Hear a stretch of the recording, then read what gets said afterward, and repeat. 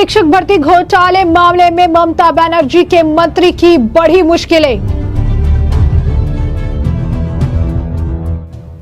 CBI ने शिक्षक भर्ती घोटाले में पार्थ चैटर्जी को किया गिरफ्तार। कोलकाता हाईकोर्ट से भी पार्थ चैटर्जी को लगा झटका, नहीं मिली जमानत।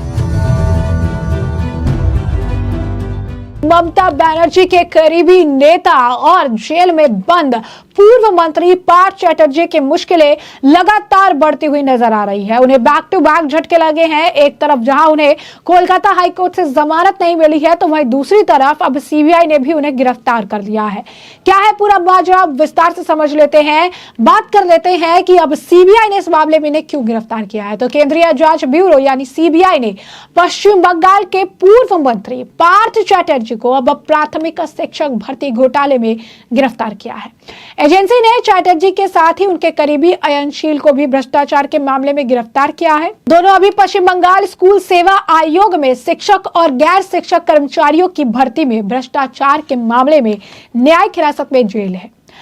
पार्थ चैटर्जी और अयनशील को विशेष सीबीआई अदालत में पेश किया गया था और सीबीआई ने दोनों को प्राथमिक शिक्षक भर्ती घोटाले में गिरफ्तार करने का आवेदन दिया था, जिसे अदालत ने स्वीकार कर लिया। हालांकि सीबीआई ने दोनों में से किसी को रिमांड में देने की मांग नहीं की। एसएससी शिक्षक भर्ती घोटाले में ईडी ने जुलाई 2022 में चैटर्जी और शील को गिरफ्तार किया था। तब से दोनों न्यायिक हिरासत में हैं। तबीयत खराब होने पर चैटर्जी को जेल से अस्पताल में रखा गया था। ईडी ने पार्थ चैटर्जी के दक्षिण कोलकाता के नागतल्ला स्थित घर पर छापा मारा था।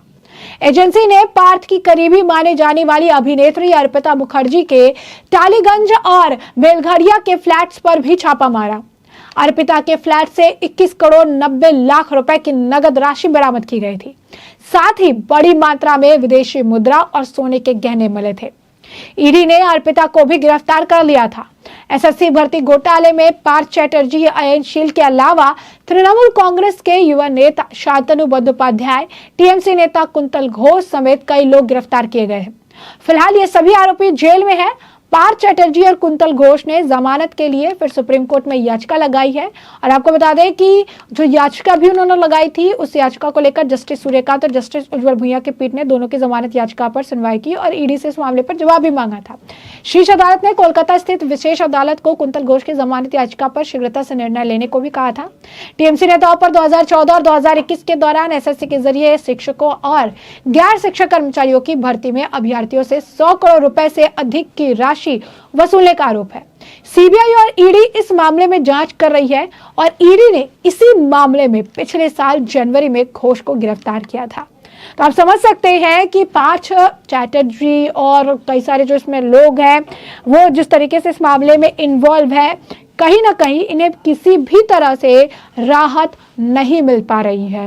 वहीं दूसरी तरफ पश्चिम बंगाल में कैश फॉर जॉब मामले यानी जो एसएससी घोटाला मामला ही है, उसके मनी लॉन्ड्रिंग के तहत जेल में बंद पश्चिम बंगाल के पूर्व शिक्षा मंत्री पार्थ चैटर्जी को इस साल भी दुर्गा पूजा नहीं मना पाएंगे। क्यों? क्योंकि पार्थ चैटर्जी की ओर से दायर जमानत याचिका पर सुप्रीम कोर्ट ने ईडी को नोटिस जारी कर जवाब मांगा और कोर्ट दशहरे की छुट्टी के बाद इस मामले की अगली सुनवाई करेगी। अब जस्टिस सूर्यकांत और जस्टिस उज्ज्वल भुइयां की बेंच मामले में सुनवाई कर रही है। अब ऐसे में आपको बता दें कि कोलकाता हाईकोर्ट ने पार्थ चैटर्जी को जमानत देने से इनकार कर दिया था।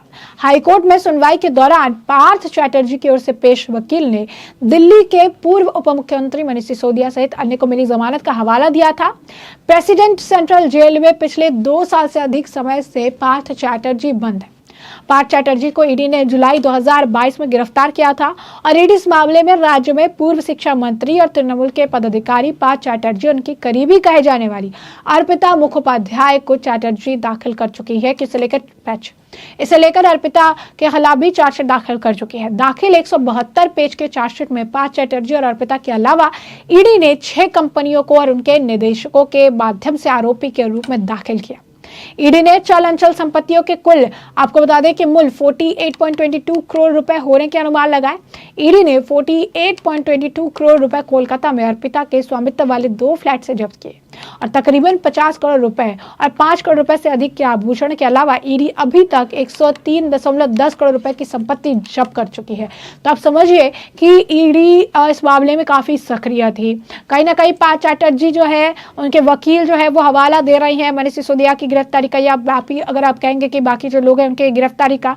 लेकिन सवाल यही है कि इनकी सारी चीजें कहने और करने के बावजूद यहाँ पर उन्हें राहत नहीं मिल रही है और जमानत भी नहीं मिल पा रही है।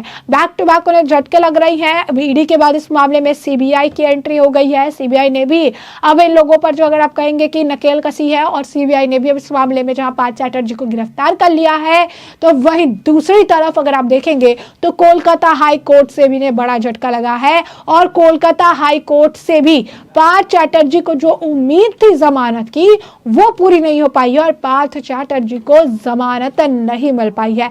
यानी ये कहना गलत नहीं होगा कि 2 साल से जेल में बंद पार्थ चैटर्जी को अभी भी राहत नहीं मिलेगी और लंबा समय जो है इन्हें जेल में बिताना होगा। तो कोलकाता हाईकोर्ट ने इनकी जमानत जो है खारिज कर दी, जमानत देने से इनकार कर दिया। फिर मामला ये सुप्रीम कोर्ट लेकर गए हैं। अब सुप्रीम कोर्ट से भी जमानत की गुहार जो है लगा रही हैं, लगातार ये कोशिश कर रही हैं कि सुप्रीम कोर्ट से भी उन्हें जमानत जो है मिल जाए, क्योंकि एट द एंड अगर आप देखेंगे तो कई सारे भ्रष्टाचारी और कई सारे ऐसे नेता रहे हैं जिनका आप कह सकते हैं बैकग्राउंड ऐसा रहा, जिनके ऊपर कई तरह के घोटालों के आरोप लगे हैं। जब उन्हें निचली अदालत से राहत नहीं मिलती, फिर वो हाई कोर्ट जाते हैं और जब हाई कोर्ट से राहत नहीं मिलती, जमानत नहीं मिल पाती, तो आखिर में एकदम एंड में वो क्या करते हैं, सुप्रीम कोर्ट का दरवाजा खटखटाते हैं।